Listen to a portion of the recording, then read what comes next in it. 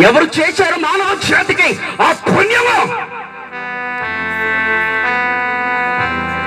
పుణ్యాత్ముడు అంటే ఎవరో తెలుసా? యేసు ప్రభువారే.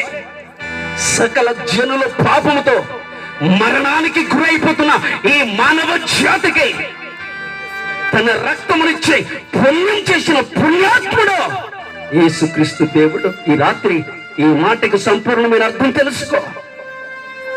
ఇన్నిసార్లు నుండి తప్పించడానికి, పాపమును కడిగివేసి